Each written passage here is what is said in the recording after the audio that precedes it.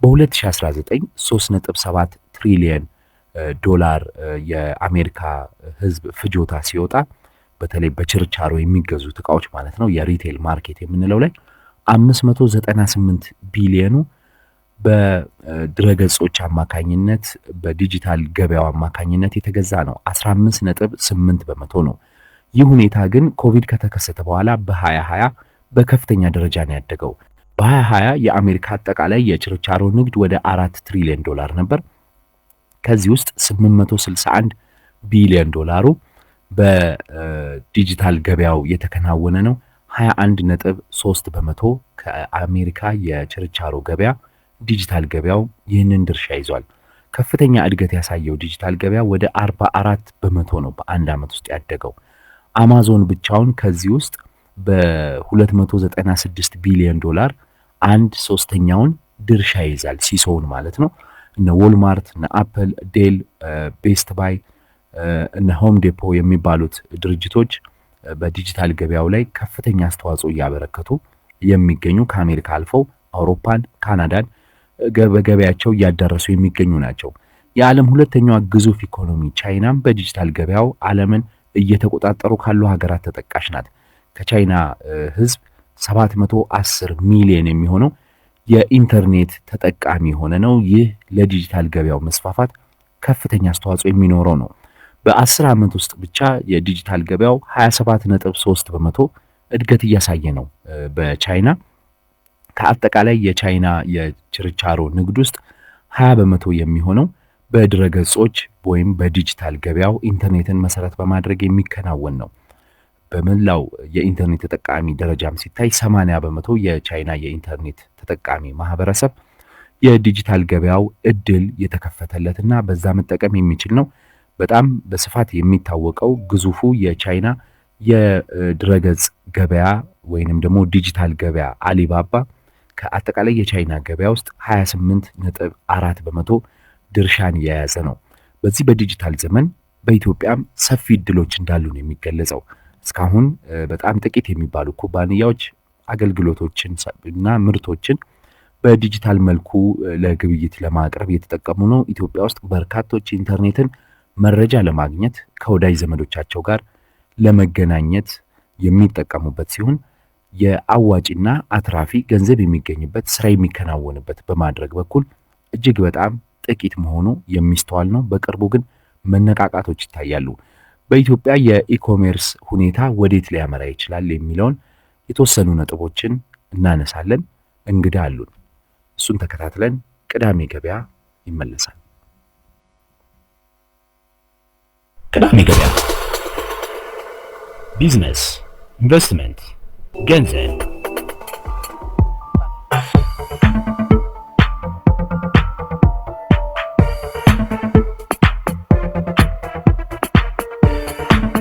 ዳንኤል በቀለ እባላለሁ። የአሸዋ ቴክኖሎጂ ሶሉሽን አክሲዮን ማህበር ስራ አስኪያጅ ነኝ። ከዚህ በፊት የዛሬ 5 ወር አካባቢ ተገናኝተን ነበረ። የአሸዋን ሀሳብ አሸዋ ከነስሙ በጣም የወደድኩት ሀሳቦችን ይዞ የተነሳ ድርጅት ነው። ያኔ ኢንተርኔት ላይ መሰረት አድርገን ህይወታችንን እንቀይር፣ ኢንተርኔትን በአግባቡ እንጠቀምበት የሚል ኮንሴፕትን ተይዞ ሀሳብ ተይዞ የተለያዩ ስራዎችን ለመስራት እንደተነሳችሁ ስትገልጽ ነበረ። ከዛን ጊዜ አንስቶ እስቲ ወደ 6 ወር አካባቢ ይሆናል፣ ግማሽ ዓመት አካባቢ ጋር ተይዞ እንግዲህ እንዴት ነበር እስቲ እንቅስቃሴያችሁ ላለፉት ወራት? የህብረተሰቡስ ሁኔታ አሸዋስ ምንድን ነው የሚለው ሀሳብ ኮቪድ አስቸጋሪ ነበረ ያለፍንበት ጊዜ። ለኛ ግን ምንም አልነበረ ምን ለመናገር ማለት ምክንያቱም ሁሉ ነገር ኦንላይን ነው። እግዚአብሔር ይስጠው ቴሌም በጣም ዳታውን ኤቭሪቲንግ አስተካክሎልን ስለነበረ በጣም ፕሮዳክቲቭ ነበርን። ስፔሻሊ በኢለርኒንግ ዘርፍ ማለት ነው። በጣም ለብዙ ሰዎች እንሰጥ ነበር። ዲጂታል ማርኬቲንግ ብቻ ከ100 ሰዎች በላይ አስተምረናልና አስመርቀናል፣ ስራ ማስጀምረናል እና በዚህ እኔ ታላቅ ኩራት ይሰማኛል። ምክንያቱም የኛ ተማሪዎች ኖርማሊ ሪዋርዳቸው ሰርቲፊኬት ሳይሆን ከዛ በስተጀርባ ኢንላይቭ ሊተገብሩት እና ሊመነዝሩት የሚያስችል ገቢ ሊያመጣላቸው የሚያስችል አይነት ትምህርት ስለሆነ የምንሰጠው ሞር እነኛ ሰዎች ተምረው የተሻለ ነገር ስለሆነ የሚጠብቃቸው በጣም ደስ ይለኛል ማለት ነው። በ6 ወር ውስጥ አንደኛው ለውጥ በትምህርቱ በኩል የነበረው ይሄ ነው። ሁለተኛው ነገር የዛን ጊዜ የነበሩን ዌብሳይት እና ሪሶርሶች በራሱ አሁን ላይ ካለው እይታችን ጋር ፈጽሞ በጣም የተራራቁ ናቸው። ለምን የዛን ጊዜ በጣም የሚገራርሙ ዌብሳይቶች ነበሩን፣ በጣም አሪፍ ነገር ነበረን።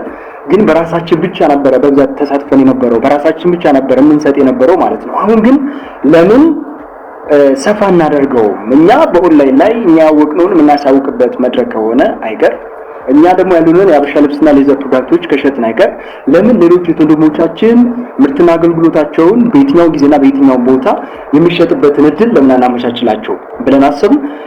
ያን ነገር ደግሞ ወደ ተግባር መቀየር ነበረብን። አሁን ላይ ስፔሻሊ በኢኮመርሱ ዘርፍ በጣም ትልቅ ስራ እየሰራን ነው። በአሁኑ ሰዓት እንግዲህ በሬዲዮም በቲቪም በተለያየ ቦታ መነጋገሪያ የሆነው የንግድ ሰንሰለት ትልቅ ችግር ነው፣ ለኑሮ ውድነት በጣም የዳረገን። ስለዚህ እሱን በቀላሉ አምራችና ገዢ በሚገናኙበት መድረክ እየፈጠርን ነው አሁን ላይ ማለት ነው። ስለዚህ ገዢ ቀጥታ የሚገዛው ከማን ነው? ከአምራች ነው ማለት ነው። መሀል ላይ ያለው አስመጪ፣ ላኪ፣ ጅምላ አከፋፋይ፣ ቸርቻሪ የሚባል አካል ሳይኖር ቀጥታ ከአምራቹ የሚገዛበት በጅምላም በችርቻሮ ማለት ነው። which is በጣም ሰፊ የሆነ ዲፈረንስ ሊያመጣ የሚችል ነው በማህበረሰባችን ላይፍ ውስጥ። በዚህ በጣም ደስ ይለኛል። መልካም ነገር ነው ያለው ማለት ነው። በአፕሊኬሽን አክቹአሊ ወደ 6 አፕሊኬሽን እየሰራን ነው፣ ለኢኮመርሱም ለኢለርኒንጉም። ሌላ ደግሞ ማርኬቲንግ ላይ የምንሰራበት ሌላ ቱል አለ በኢቢዝነሱ ዘርፍ እጅግ በጣም ሰፊና በጣም ፓወርፉል የሆነ ቱል ነው። እሱም አለ ማለት ወደ 6 አፕሊኬሽኖች አሁን ዴቨሎፕ እያደረግን ነው እና ድሮ የነበረንና አሁን ያለን በጣም ደስ የሚል ፕሮግረስ ነው። በአክሲዮኑ ዘርፍም እንደዚሁ ድሮ ባለችን ገንዘብ ወይም ደግሞ ባለን ሪሶርስ እየሰራ ነውና እያደረግን የነበረው ነገር ነበረ።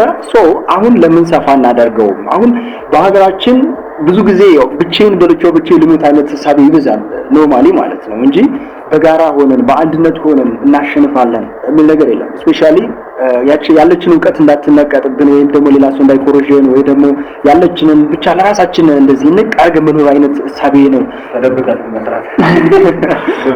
ተደብቀን መስራት ያው መድኃኒት ለምሳሌ አበሻ መድኃኒት ቆርጧል ልክ እንደዛና ቢዝነስ ኦነሮች ሐሳባቸው እንዳይሰረቅ ቢዝነስ ኦነሮች የተለያየ ነገር እንዳይሆኑ ተጠንቅቀው ነው የሚንቀሳቀሱና እኔ ደግሞ በዛ ላምንም የኛ አሸዋ ቲም እንዳለ በዛ ያምንም ምናምን በሲነርጂ ነው። ሲነርጂ ሞር መደመር መደመር ሞር በጣም ፓወርፉል ነው እና ስንደመር በጣም እናሸንፋለን። ከአንድ ይልቅ 2 3 4 5 በጣም ፓወርፉል ነው። ስለዚህ ለምን እንደዛ እናደርገው? እንደዛ ቢሆን ሞር በጣም መውጣት እንችላለን። አክቹአሊ አሁን ለምሳሌ ትንሽ ስራ እኮ ትሰራለህ ለሆድ ያክል ወይ ደግሞ ትንሽ ለውጥ ማምጣት ይቻላል። ነገር ግን በቡድን ብንሆን ግን በጣም ያክል መፍጠር እንችላለን እና ፌስቡክ፣ አማዞን፣ አሊባባ ሲቋቋሙ በነገራችን ኢትዮጵያ ውስጥ አሁን በተለይ አሊባባ ሲቋቋም ኢትዮጵያ ውስጥ አሁን ያለው ኔትወርክ ያለው ኢንፍራስትራክቸር በጣም ቤስት የሚባል ነው። አሊባባ ሲቋቋም ከነበረው ማለት ነው። የዛን ጊዜ ኢቭን ቻይና ከኢንተርኔት ጋር ኮኔክት ያላደረገችበት ዘመን ነው።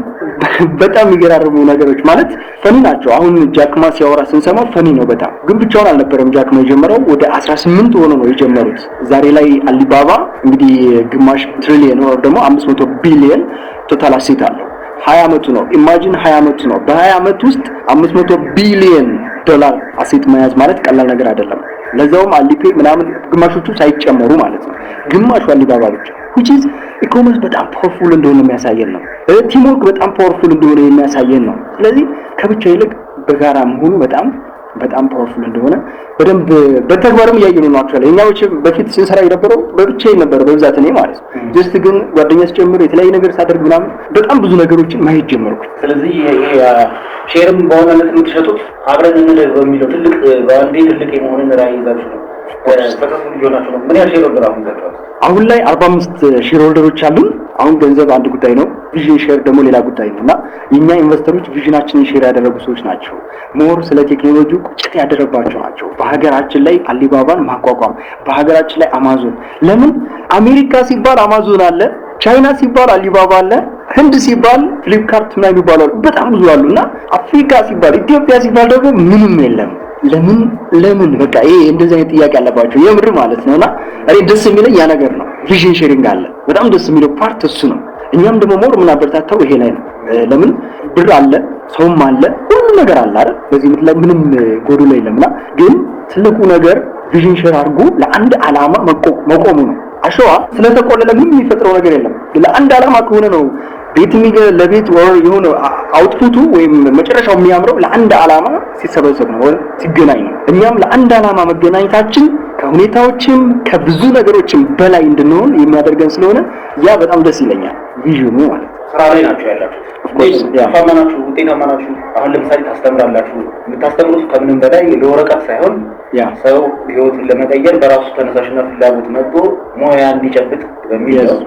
አንድ እሱን ተብራራለበት። ሁለት ታስተምራላችሁ፣ ቴክኖሎጂም ላይ እየተንቀሳቀሳችሁ ነው። ያው ታስተምራላችሁ ሲባል ለቴክኖሎጂ ነው ታስተምሩት። ኦፍኮርስ ሁለት ደግሞ ንግድም አለ። ከዛ ውጪ ደግሞ አዳዲስ ሶፍትዌር ነው መሰለኝ ለወይ ፕሮግራም አላውቅም ታበለጽጋላችሁና እስቲ በእነኚህ ትርፋማ ናችሁ አሁን ላይ ማለት ይቻላል? በጣም ትርፋማ ነን። እኔ ትርፋማነትን በገንዘብ ብቻ ሳይሆን የምናገኘው ቴንኪው የሚለው ነገር ብቻ እኔ ከብር በላይ ነው ብዬ ነው የማስበው። ለምን ዛሬ ብዙ ቴንኪው ከሰበሰብን ነገ ብዙ ገንዘቦች እንደምንሰበስብ እርግጠኛ ነኝ። የመጀመሪያው እሱ ነው እያየ ያለሁት ማለት እንደ ጃክማን እንደሚለው ማለት ነው። yes by this my role model በጣም በህይወቴ የምወዳቸው ማከብራቸው ሰዎች መካከል አንዱ እሱ ነው እና አሁን እኛ የምንፈልገው ሞር እኛ ተጠቅመንበታል። በነገራችን ላይ ያስተማርን ተጠቅመንበታል። በጣም ዲጂታል ማርኬቲንግ፣ ግራፊክ ዲዛይን፣ ዌብሳይት እና አፕሊኬሽን ዴቨሎፕመንት ኮርሶች እየሰጥን በጣም ተጠቅመንበታል። በጣም ደስ የሚል ነው። ከማህበረሰቡ ያለው አጠቃቀም ማስታወቂያ በርካሽ ነው እየሰራን በደንብ ስንጠቀም የነበረው። ምክንያቱም ኦልሞስት 3 ወር ሳይሞላ ነው 100 ሰዎችን አስተምረን ኦልሬዲ ወደ ተግባር እያስገባን ያለ ነው ማለት which is ቀላል ነገር አይደለም። ትምህርት ቤት አዲስ ትምህርት ቤት ተከፍቶ ከዛ ተዋውቆ ምናምን ምን አይነት ውጤት እንዳለው ያው የሰራው በሙያው የተሰማራ ሰው በደንብ ያውቀዋል። እኛ ደግሞ ገና ተቋቁመን እንደዚህ መስራት መቻል ማለት በጣም ትልቅ ሪዋርድ ነው። እኛ ከተጠቀምን ነው። እኛ ከተጠቀምን ለኛ ካሰራ ለምን ለ10 ለ20 ለ100 መምህራኖች 1000 ትምህርት ቤቶች ለምን የዚህ ቢዝነስ እድል ኦር ደግሞ ለዚህ ፕላትፎርም እድል ሼር አናደርግም? ብቻችንን ብንሰራ የምናገኘው ጥቅም አለ። ነገር ግን እኛው ትምህርት ቤት ሆነን ሌሎች ትምህርት ቤቶች ትምህርት ቤት እንዲሆኑ እኛ ላይ ማለት ነው ሌሎች መምህራኖች የራሳቸውን ትምህርት ቤት እኛ ላይ እንዲያቋቁሙ አሁን እያሰብን ያለነው እንደዛ ነው። ሞር ሰፊ ነው፣ ሞር ዋይድ ነው በጣም ሐሳባችን ማለት ነው። ሰፊ በሆነ ቁጥር የሚገኘው ገቢ በጣም ሰፊ ነው የሚሆነው።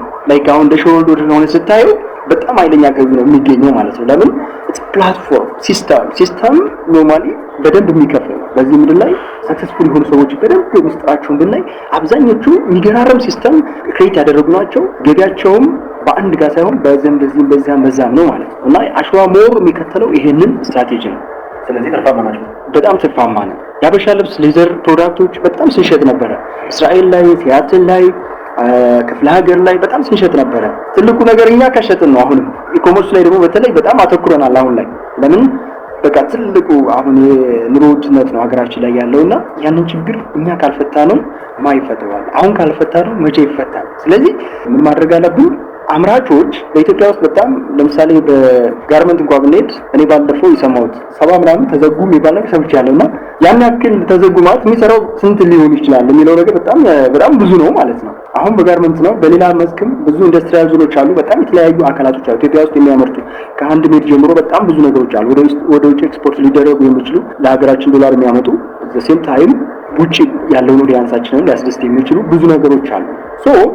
ለምን ሰፋር ግን አሁን ሳንሰራው ይሄ መድረክ አምራቾች የራሳቸው ዌብሳይት ነው እኛ ዌብሳይት ላይ የሚከፍቱት። የራሳቸው ዌብሳይት እኛ ላይ ከፈቱ ማለት ኖርማሊ ማኔጅመንት አይቸገሩ፣ ብዙ ስራ ነው የሚቀልላቸው። ዌብሳይት አለ ማለት ስኬታማ ሆንክ ማለት አይደለም።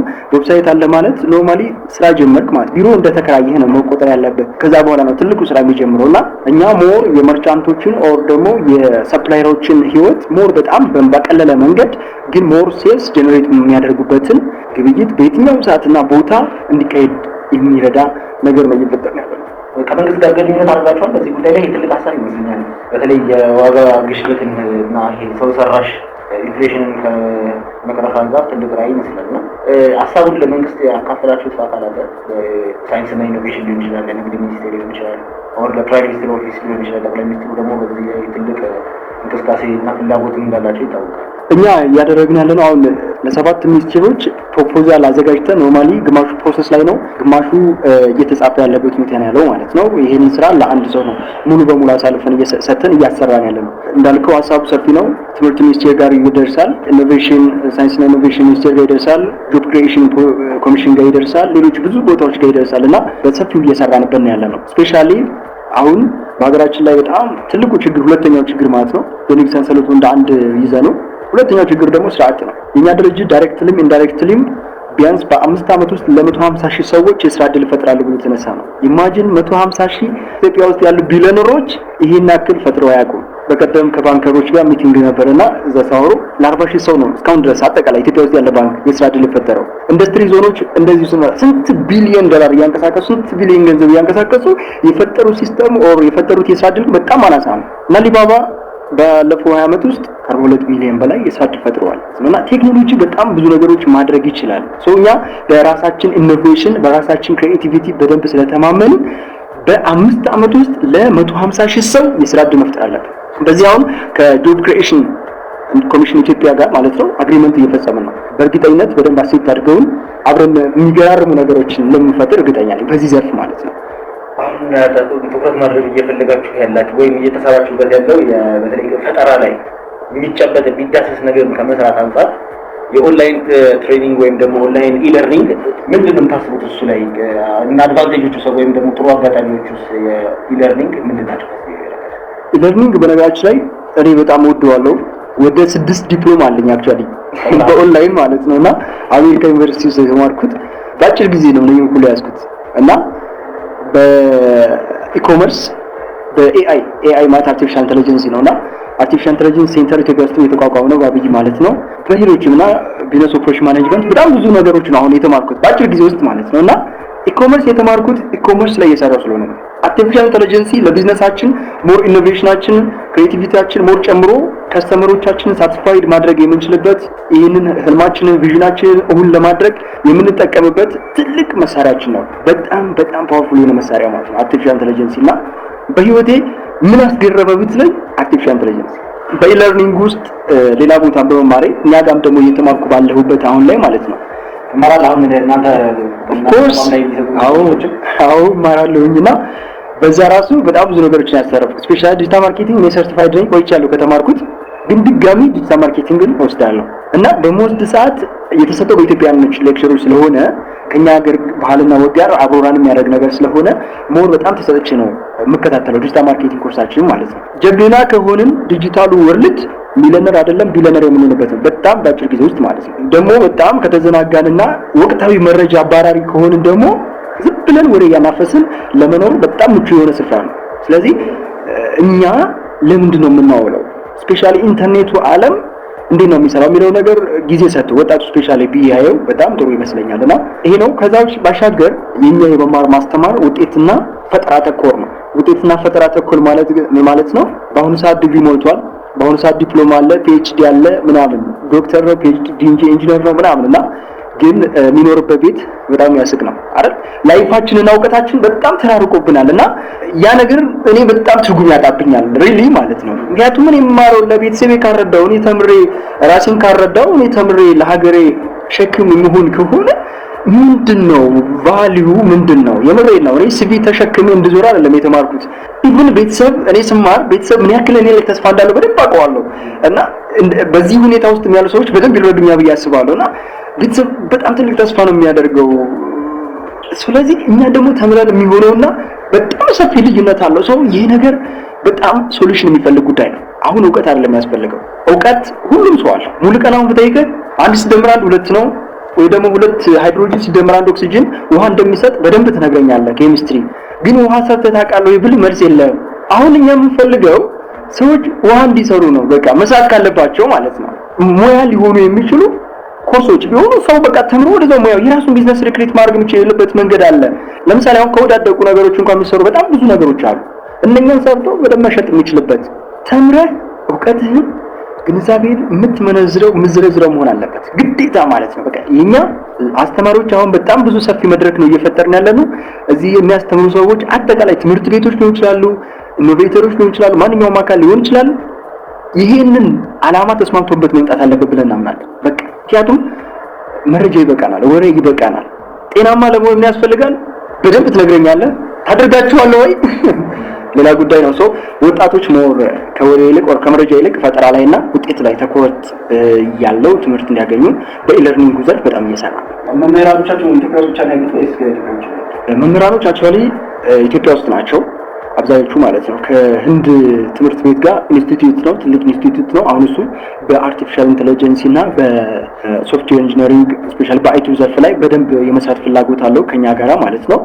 እሱ ጋር ኦልሬዲ ዲስከስ እያደረግን ነው። በቅርቡ እንጀምራለን። አሁን ላይ አፕዴት እያደረግን ነው ሲስተማችን እንዳለ ማለት ነው። ኢኮመርሳችን በደንብ አፕዴት እያደረግን ነው። ኢለርኒንጋችን አፕዴት እያደረግን ነው። ወደ 6 ሶፍትዌሮችን እየሰራን ነውና እነሱ ሪሊዝ ከሆኑ በኋላ ሞር እሱም የህንዱን ትምህርት ቤት ጆይን ያደርገናል ማለት ነው። እናንተ እንግዲህ ወደ 150,000 አካባቢ ስራ በ5 ዓመት ውስጥ እያላችሁና ይህን ስራ እድል የሚያገኙት ወር ደግሞ እናንተ ጋር መማርን ወይም ሌላ ነገር ማድረግ የሚገባቸው ወጣቶች ምን አይነት ወጣቶች ናቸው? ከአይቲ ጋር የተገናኘ እውቀት ያላቸው መሆን ይጠበቅባቸው ይሆን ወይስ ደግሞ 12ኛ ክፍል መጨረስ ይጠበቅባቸው ይሆን ወይ ምንድነው ክህሎቱን ለመጨበጥ የሚሰጡ የተለያዩ ኮርሶች አሉ ተግባርም ናቸው እየተባለ ነው? በትምህርት ደረጃ ግዴታ አትሊስት 10ኛ ክፍል ድረስ አንድ ሰው መማር አለበት። እኛ አይደለም የምንጠይቀው ጀስት ሰውየው በደንብ እንዲረዳው አጠቃላይ አሁን ያለውን ቴክኖሎጂ እንግሊዘኛም ብዙ ነገሮችም ስለሚኖሩ በደንብ እንዲረዳን አትሊስት ከዛ በላይ መሆን አለበት። ይሄ የኛ እምነት ነው። ከዛ ባሻገር ግን ማንኛው በህይወቱ ለውጥ የጠማው ሰው ቢሆን ደስ ይለናል። ለምን መሰለህ አሁን ላይ በጣም ወጣቱ ቀልድ ብቻ ነውና ወሬ ብቻ ነውና ሞር ተስፋው በሆኑ ነገሮች ላይ ዲፔንድ የሆኑ ስለሆኑ እነኛ ነገሮች ደግሞ ብዙም ማለት እሱ በሚፈልገው መንገድ ስላልሆኑ አብዛኛው ሰው ተስፋ ቆርጦ የሚኖር ነውና ሞር ተስፋ ያላቸው ሰዎች የኛን ኮርስ ቢወስዱ ደግሞ ሞር ህልማቸውን እንዲሆን ትልቅ የአንበሳውን ድርሻ ይወጣል ብዬ አስባለሁ። ለማንኛውም ክፍት ነው። ቴክኖሎጂ የሚማር 10 ያክል የሚጨርስ 8 ያክል የሚጨርስ መረዳት የሚችል እስከሆነ ድረስ ለመረዳት የሚችል ከሆነ በቃ ምንም ችግር የለም። ሁለተኛ ከሱ ኮንቴክስት ጋር ሊያደርጉ የሚችሉ ኮርሶችን መምረጥ ይችላል። which is ለምሳሌ እኔ መማር የምፈልገው ፐርሰናል ዴቨሎፕመንት ከሆነ ፐርሰናል ዴቨሎፕመንት የሚሰጡ ትምህርት ቤቶች አሉ። ከነሱ ጋር መማር ይችላል። ፐርሰናል ዴቨሎፕመንት እኔ መማር የምፈልገው ኤአይ ለምሳሌ አርቲፊሻል ኢንተለጀንስ አንድ ሰው ቢያጠና ምናልባት የት ነው ሊጠቀመው የሚችለው? ነው የት ምን ላይ ነው ሊያውለው የሚችለው? እነኚህ ጥያቄዎች አሉ። አሁን መማራችን አይደለም ቁም ነገሩ ተምረን ምን ላይ ነው የምንውለው ከዛ በኋላ የሚለው ጥያቄ ነው። ከዛ በኋላ ያለው ህይወት ነው ወሳኝና እነኛ ናቸው የኛ ትልቅ ሪኳየርመንቶች። ወንዴ ነው ክፍያ ሪዝናብል ነው። ላይክ ኦንላይን ሲሆን በጣም ሪዝናብል ነው። ለምን መምህራኖች እንትን ስላለው ማለት ነው። አሁን ለምሳሌ የሚያስከፍሉት ክፍያ ሪዝናብል አንድ ኮርስ ለብዙ ስለሚሸጡት ሪዝናብል በሆነ ፔመንት ነው የሚያደርጉት ማለት ነው። ትልቁ እኛ ጋር ያለው አሁን መምህራኖች ኦር ደግሞ ኢንስትራክተሮች እኛ ጋር ያሉ የሚከፍሉት ዋጋ አለ ከኖርማል ትምህርት ቤት ይልቅ ማለት ነው። ምንድነው እሱ? ሊደርሺፕ የሚባል ነገር አለ።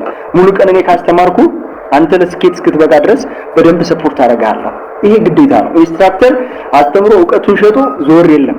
ይሄ በደንብ መምህራኖች ጋር አግሪመንት ስንፈጽም የምናደርገው ነገር ነው። ምክንያቱም እንደነገርኩ ቅድም 2 ሃይድሮጅን ሲደመር ኦክሲጅን ውሃ ይሰጣል። አንድ ጊዜ ሞክረህ ታገኘው ትችላለህ፣ ታጠሊፋብም ይችላል 3-4 ግን ከዛ በኋላ እንዴት ነው ብለህ የምትጠይቀው ሰው ያስፈልጋል። የምትጠይቀው ደግሞ ራሱኑ መምህሩን ነው ኤኒታይም ማለት ነው። እሱን አገልግሎት የመስጠት ደግሞ ግዴታ አለበት። ስለዚህ ሊደርሺፕ ጭምር ያለበት ስለሆነ ሞር ለርኒንጉ እንደዛ ነው። አሁን ወጣቶች ላይ እናተኩራለን። የስራ ዕድል ፈጠራ ኮሚሽን ጋር ግንኙነት የሚፈጠራቸው ስለሆነ አሁን ላይ ኢንተርኔት በጣም በጥሩ ፍጥነት ውስጥ አለ። ስልክም የስማርትፎን ለምሳሌ ወደ 30% የሚሆነው ስማርትፎን ነው ተብሏል። በስልክ ነው ኮምፒውተር ላይ ሳይቀመጥ ሰው ኢንተርኔት በአግባቡ መጠቀም ይችላል ማለት ነው። ሆኖም ኢንተርኔትን በአግባቡ ወይም ደግሞ ሊጠቅመን በሚችል መልኩ እየተጠቀምን አይደለም የሚል ነገር የእናንተ እንደ ሞቶም ነገር አለ። እስቲ ሀሳብ ፈታና ወጣቱ ምንድነው ከኢንተርኔት መጠቀምና ማግኘት ያለበት? ኢትዮጵያ ውስጥ ነው በጣም የሚያሳዝነኝ ነገር ህይወት ፖለቲካ ብቻ የሆነችበት ይመስለኛል አንዳንዴ ማለት ነው። ለምን እዛ ቤተሰብ ተርቦ እዛ ቤተሰብ ተሸግሮ ያየ አንተ ግን ፖለቲካ ዝም ብለህ ዶክተር አብይን ትመክራለህና ሌላ አካል ታደርጋለህ። እኔ ግርም ይለኛል። ስፔሻሊ ፌስቡክ ላይ የምታየው ያንን ነው። እኔ መጀመሪያ እውነት ለሀገሬ የማስብ ሰው ከሆንኩኝ ራሴን ነው በቃ ልጥቀም የሚገባኝ ማለት ነው። ራሴን ነው መቀየር ያለብኝ። ከዛ ዶክተር አብይ እንዲህ አድርግ ብለው ይሰማኛል። ጌታ ምስክሬ እኔ በደም ስኬታማ ከሆነ ማንም ይሰማኛል። ኃይሌ አብይን የሸዋገለ ነበር በደም ያደረገ ይሁን የከፈለው ዋጋ ስላለ ያ ዋጋ ለሱ የሚገባውን ክሬዲት ስላሰጠው ዛሬ ላይ ኃይሌ የሚፈልገው ነገር እያደረገ ነው ይገባዋል። ወጣቱን ዛሬ ላይ ግን የምታየው ነገር በጣም በቃ ፖለቲከኛ ሆኖ ሲከራከር ምናምን ነው። ወቅታዊ ነገር ነው ሲያባረር የምታየውና እኔ ያ ነገር ሊቆም ይገባል። ድርጅት አሁን ኢትዮጵያ ውስጥ በጣም ኃይለኛ ኔትወርክ ነው ያለው። በነገራችን ላይ አሁን ዳታ አለኝ ከኢትዮጵያ ኔትወርክ በጣም ዝቅተኛ ያሉ ሀገራቶች አሉ። በጣም ዝቅተኛ ግን የሚገራርም ኢኖቬሽን የሚገራርም ቴክኖሎጂ በዛ ሀገር ላይ ዴቨሎፕ የሆነ ሀገር ማለት ነው። በነገራችን ላይ የዛሬ 20 ዓመት ቻይና ላይ አማዞን አሊባባ ምናምን የጀመረው ጊዜ ማለት ነው ካለው የኢንተርኔት ኮኔክሽን ካለው የሰው ስማርትፎን አጠቃቀም ምናምን ዛሬ ኢትዮጵያ ማለት ነው ቢያንስ በ50 እጥፍ ከዛ የተሻለች ነች። ኢማጂን 50 እጥፍ ቀላል ነገር አይደለም። የዛን ሰዓት ጭራሽ ተስፋ ኢንተርኔት ጃክማ አሊባባ ያው እንግዲህ እሱ ኢንተርቪው ዩቲዩብ ላይ ማየት ትችላላችሁ። እና አሊባባ ከዛ በፊት ሌላ ካምፓኒ ነበረው ሲያቋቁም ኢንተርኔት ቢዝነስ ነው የምሰራው ምናምን ሲል ምንድነው ኢንተርኔት ቢዝነስ የሚባልበት ሀገር ቻይና ማለት ነው 2000 ዓመተ ምህረት ላይ ማለት ነው በቃ 2000 ከዛ በታች ከ96 እስከ 2000 ባለው ማለት ነውና ኢንተርኔት ምንድነው የሚባልበት ሁኔታ ነበር። ሶ ዛሬ ላይ እኛ ሀገር እንደ ሰበብ የምናቀርበው ጉዳይ ስለሆነ ነው ባይዘው ይሄ ኢንተርኔት ኮኔክሽኑ ብዙ አይደለም ያለው ዴሊቨሪ ኢንፍራስትራክቸር ጥሩ አይደለም። አሁን ኢንቨስተሮቻችን የሚጠይቁን ጥያቄ እነኚህ ናቸው ያለው ሶሳይቲ ለኢንተርኔቱ ምናምን እንደዚህ እነኚህ ጥያቄዎች በጣም ተራ ናቸው በደንብ ካየናቸው ማለት ነው። አንደኛ ኢንተርፕረነርሺፕ ባል ቀልድ ነገር አይደለም። አንዱ ኢንተርፕረነር ሲሆን ሁሉ ነገር ተመቻችቶለት ከመንግስትም ከየትም ተመቻችቶለት ምናምን ከሆነ ዛሬ ምንም ኦፖርቹኒቲ ሊኖር አይችልም አይደል? የሆነ ያልተመቻቹ ነገሮች በራሳቸው እንደ አንድ መሰላል ነው ሊሆኑ የሚችሉት። ሶ ዴሊቨሪ ምናምን ኢኮመርስ ዴሊቨሪ ያስፈልገዋል ስታቋቁመውና ግን ዴሊቨሪ እኮ ችግር ነው ምናምን ግን በደንብ ዲቴል ስታየው ግን ዴሊቨሪ ምቹ የሆኑበት በጣም ብዙ ነገሮች አሉ። ኢትዮጵያ ውስጥ በጣም ብዙ ዴሊቨሪ ካምፓኒዎች አሉ። በመናኸሪያ በኩል እኔ እንደዚህ ለመጠቆም ያክል እንኳን ኮላቦሬት ቢደረጉ ከነኛ አካላቶች ጋር ለብዙ ክፍለ ሀገሮች ተደራሽ የሚሆንበት መንገድ አለ። ብዙ አይነት ወይዎች አሉ። ሶ በኢኮመርሱ ዙሪያ ላይ በተለይ አምራቾች ካምፓኒዎች ለነሱ ደግሞ አንድ መልእክት አለኝ። እነኛ አካላቶች ምንድነው ምርትና አገልግሎታቸውን በኢንተርኔት ላይ መሸጥ ይችላሉ። አንድ ግንባር ሱቅ ስንት ብር ነው ዛሬ? ቢያንስ 20,000 ብር 5,000 ብር ምናምን ብቻ በአመት ውስጥ የሚያስከፍለው የሆነ ክፍያ አለ፣ የሆነ ገንዘብ አለ ፍሮንት ሾፕ ለመከራየት ማለት ነው። ኢንተርኔቱ ዓለም ላይ ግን ምናልባት አንድ በነፃ እንኳን ሽጡ የሚሉ አሉ። በተወሰነ ክፍያ ያለ ፌስቡክ ላይ በነፃ ነው፣ ሌላ ቦታ ላይ ቴሌግራም ላይ በነፃ ነው አይደል? ሾፕ እየከፈቱ ሰዎች የሚሸጡበት መድረክ ማለት ነው። ግን ስንት ቪዚተር ይገኛል ስንል በጣም ብዙ መተባበር ላይ እዚህ ጋር አንድ ቢሮ ቢኖር ስንት ሰው ይጎበኛል በቀን? ሜቢ 1000 ሰው ለዛውም በጣም ፍሮንት ስለሆነ ማለት ነው። እና 1000 ሰው ሊያየው ይችላል ለማየት ብቻ። ለመግዛት ደግሞ ስንት ሰው ይመጣል? ያው ሌላ ጥያቄ ነው። ስለዚህ በኢንተርኔቱ ላይ ግን በቀን ማለት ነው በቀን 100,000 ሰው ጋር ተደራሽ መሆን የምትችልበት ነው። ሎው በሆነ ኮስት እዚህ ጋር የምታውለው 1/10ኛ ኢንተርኔት ላይ ብታውለው ማለት ነው። ለምሳሌ 200,000 ብር እዚህ ፊዚካሊ ቢሮ ከፍተህ ምናምን የምትሰራው ነገር ካለ በኢንተርኔት ላይ ግን 1/10ኛውን ብቻ ኢንቨስት ብታደርግ እዚህ ጋር የምታገኘውን እዛ ማግኘት ትችላለህ። ኢማጂን 1/10ኛውን ነው ያልኩ ያለሁት which is በጣም እንትን ይሄ ለብዙ ሰው ተደራሽ የመሆን ቻንሱ በጣም ሃይ ነው እዛ ጋር ማለት ነው። እና ምርትና አገልግሎቶች በኢንተርኔቱ ዓለም ቢሸጡ አንደኛ ግሎባል ማለት ምንም ጊዜ አይገድበውም፣ ተራራ ወንዝ ምናምን አይገድበውም ማለት anywhere in the world ያለው ትምህርትና አገልግሎት መሸጥ የሚችሉበት ሰፊ መድረክ ነው። የዛን አቅም አልተጠቀምንም። ስፔሻሊ ኢትዮጵያ ውስጥ አሁን አሉ አክቹአሊ ሾው ሜዳ አካባቢ በጣም ብዙ ያበሻ ልብሶች ሃንድ ሜድ ነገሮች በጣም ይላካሉ ወደ አረብ ሀገር ወደ ተለያየ ቦታ ማለት ነው። አይ ነው አውቃለሁ፣ ቻይና እያለሁ ይሄን አውቃለሁ፣ ኬንያም እያለሁ ይሄን በደንብ አይቼዋለሁ። እና አንደኛውም የገፋፋኝ ነገር ይሄ ነው ለመናገር እና ሌላው አካል ጋር ስትሄድ ግን የለም ይሄ ነገር። ሶ ዋይ ኖት ሌሎቹ አካላቶች ለምንድን ነው ምርትና አገልግሎታችሁ በብዙ ሰንሰለት ለምንድን ነው ማለት ኢቭን ዌብሳይት ያላቸው ምናምን ያላቸው ብዙ ድርጅቶች አውቃለሁ ግን አክቲቭ አይደሉም። ለምን እንደሆነ አይገባኝ። ሜቢ እንደው ስለከፈቱት ብቻ ገቢ እንዲያገኙ አስበው ከሆነ ተሳስተዋል። ምክንያቱም የከፈቱበት ቦታ በራሱ ስራ የሚያስፈልገው ስለሆነ ማለት ነው። ጀስት ግን አምራቾች በዚህ አይነት መንገድ በደንብ ምርትና አገልግሎታቸውን ግሎባሊ ማሸጥ የሚችሉበትን መድረክ ቢያመቻቸው በጣም ደስ ይለኛል ማለት ነው።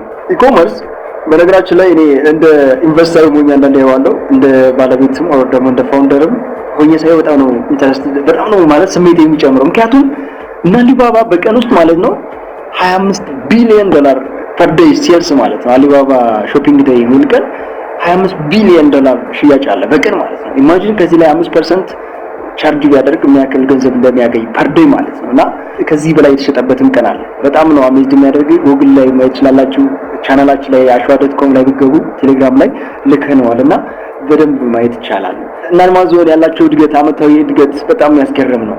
በዚህ ነው በቴክኖሎጂ ነው አሁን በጣም የሚገራረሙ እድገቶችን የሚገራረሙ ኢኖቬሽኖችን እያየነን ያለነው በእነኚህ ዘርፎች ላይ ነው።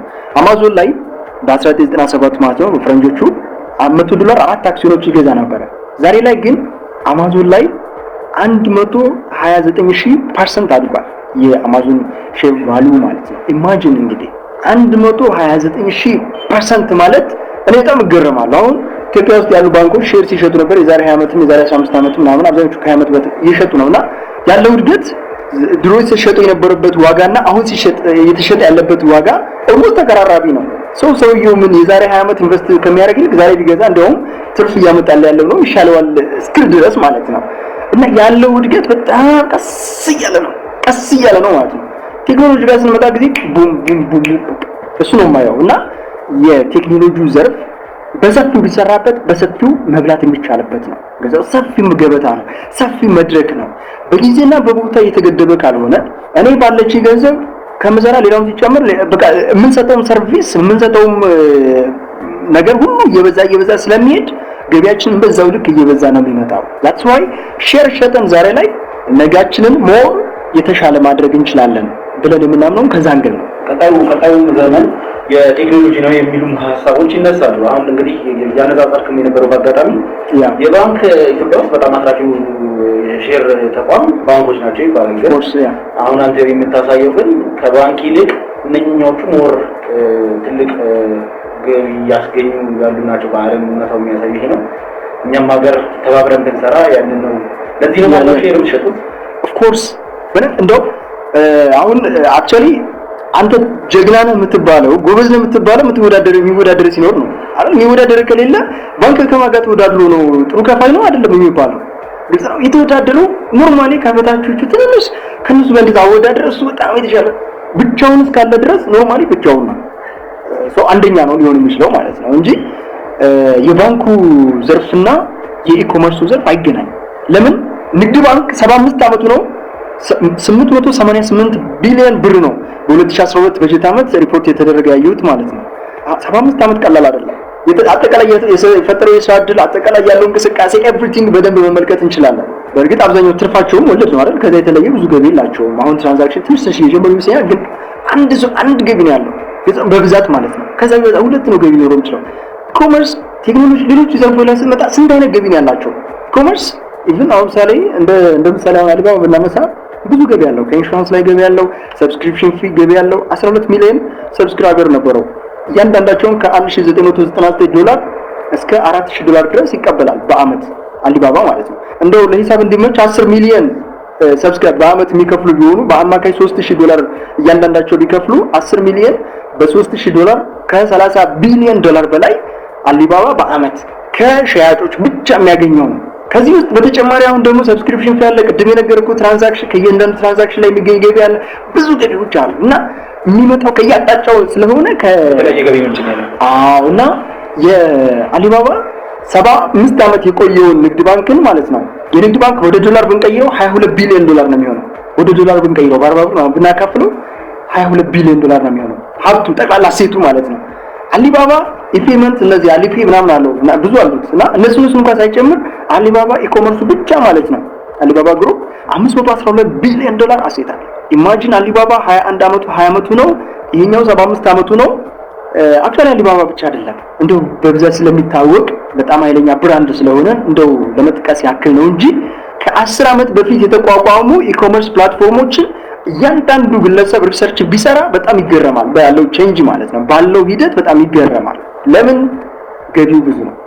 በየአቅጣጫው ገቢ የሚያመጣ ነገር ስለሆነ ነውና ባንኮች ኢትዮጵያ ውስጥ አትራፊ ናቸው የተባሉት የሚወዳደራቸው አካል ስለሌለ እንጂ ሌላ አይደለም። በነገራችን ላይ በአሜሪካ ኒውዮርክ ስቶክ ኤክስቼንጅ ላይ ከመገባቱ በብዛት ዶትኮሙ ሲመጣ ነው በጣም ብዙ ነገሮች እየተቀየሩ የመጡት እንጂ ከዶትኮሙ በፊት ልክ ኢትዮጵያ ውስጥ እንደነበረው ነገር ነበር የነበረው ማለት ነው። ግን እነዚህ ልክ ይሄኛው ኢንዱስትሪ ዞን ሲገባ ይሄኛው ሪቮሉሽን ሲመጣ የዶትኮሙ ሲመጣ ነው ይሄ ስቶክ ኤክስቼንጅ በጣም ራሱ መንቀሳቀስ የጀመረው ማለት ነው ኢቭን በአሜሪካ። ስለዚህ ሀገራችንም አሁን ስቶክ ማርኬት ኦልሬዲ ፕሮሰስ እየተደረገ ነው። ካፒታል ማርኬት ምናምን በጣም አሪፍ ነገር ነው። አሁን አክሲዮን ሰዎች ለሚገዙ ሰዎች ሞር ትልቅ ተስፋ ነው ያለው። ነገ ብርሃን ነው የምሬን። በተለይ አክሲዮን ጋር በተያያዘ በቃ ትክክለኛ አጋቢ ባለቤት ትሆናለህ። መሸጥ ስትፈልግ ትሸጠዋለህ። ቢቀመጥ ያተረፈ የሚሄድ ነው ኢቭን ማለት ነው። አሁን እኛ ትልቁ ዓላማችን ሚኒመም ሼር ፕራይስ ፐር ቫልዩ ማለት ነው 1000% ማሳደግ። ከኛ አክሲዮን ዛሬ አንድ አክሲዮን በ2500 ብር ነው የሚሸጠው። በዚህ የገዛ ሰው ቢያንስ በ5 ዓመት ውስጥ 1000% ማደግ አለበት። that's our goal። ምክንያቱም 5 ዓመት ውስጥ የምንሰራቸው ስራዎች አሉ። አሁን ስራውራን አይደለም ያንዳንዱ ስትራቴጂ ተነድፎለት በደንብ እየተንቀሳቀስን ያለበት ሁኔታ ነው ያለው። ስለዚህ 1000% አደገማ ዛሬ አሁን የገዛውን በኋላ በ25,000 ብር እስከ መሸጥ የሚደርስበት ሁኔታ አለ ማለት ነው። ቀዳሚ ገበያ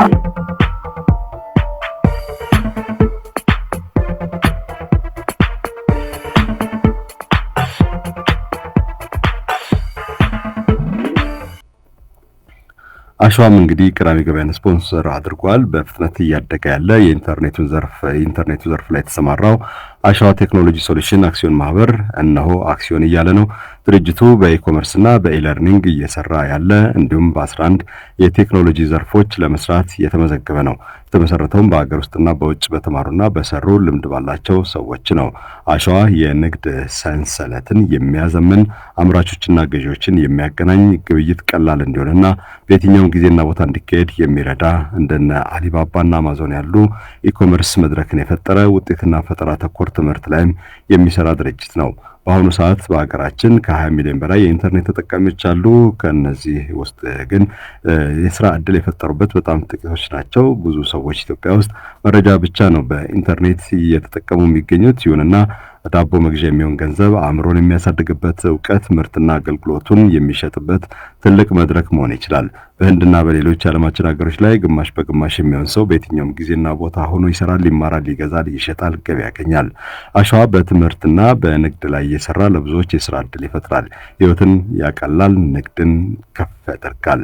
በተጨማሪም ብዙዎች በተመቻቸው ሰዓትና ቦታ ሆነው ይማራሉ፣ የምስክር ወረቀትም ያገኛሉ።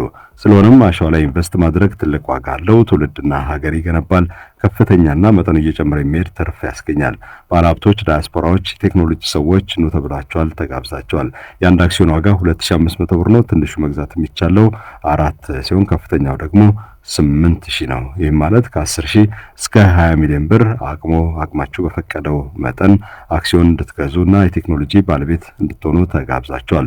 ለሽያጭ የቀረቡት ውስን አክሲዮኖች ስለሆኑ ፈጥናችሁ ዘመኑን በዋጀ ዘርፍ ላይ እንድትሰማሩ ተጋብዛችኋል።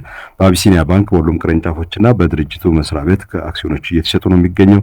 መገናኛ የካ ክፍለ ከተማ አጠገብ ይገኛል። ከየካ ክፍለ ከተማ በስተቀኝ በኩል ባለችው መግቢያ ትንሽ ሄድ እንዳላችሁ ነው የምታገኙት።